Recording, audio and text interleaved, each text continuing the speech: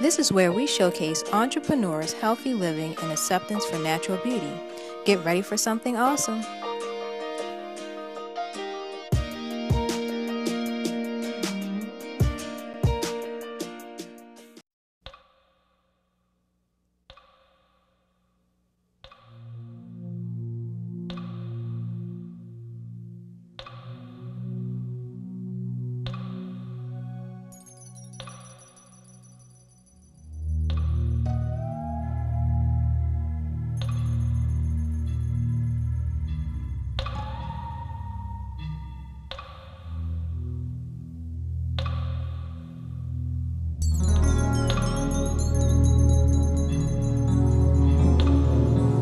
Hi, this is Crystal, and I'm here today at the St. Martin's Church of Christ with Dr.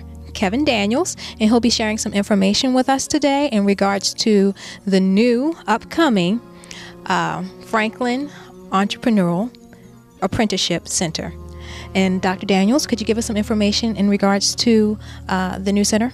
Sure. First of all, I'm excited about the vision for Franklin Entrepreneur and Apprenticeship Center, and it is a dual vision in the sense that we've come together with the community, the faith-based organization. We've come together with the community and communities surrounding the church, Madison Park and Druid Heights, Reservoir Hill. We've come together to say, you know what, we need something better.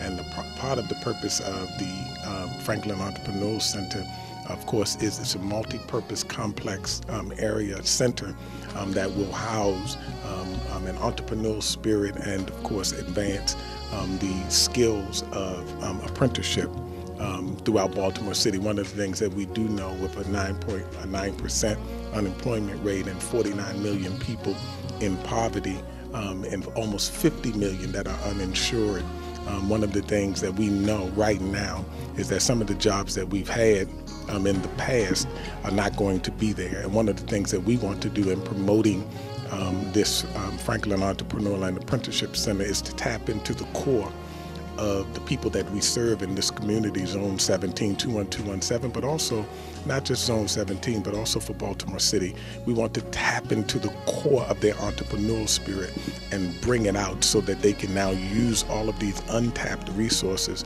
to promote not only themselves, but to promote the community.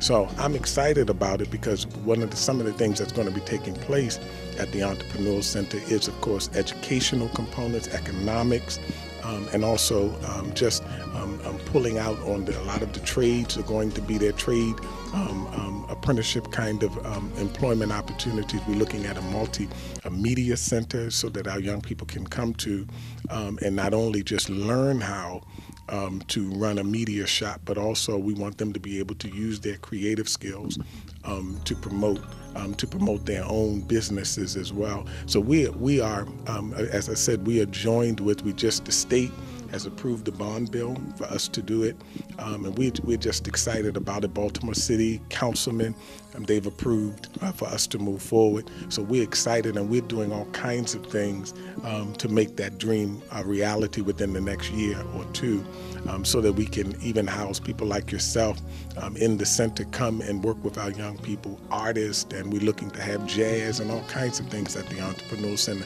The building is attached to the church, but my vision and goal, of course, is to make sure we use our faith-based organizations as centers, community centers for our community, for the promotion and uplifting of our communities. Wow, that really sounds great. Could you tell us how you thought of this idea, or how this idea actually came about? Did you see a need in the community?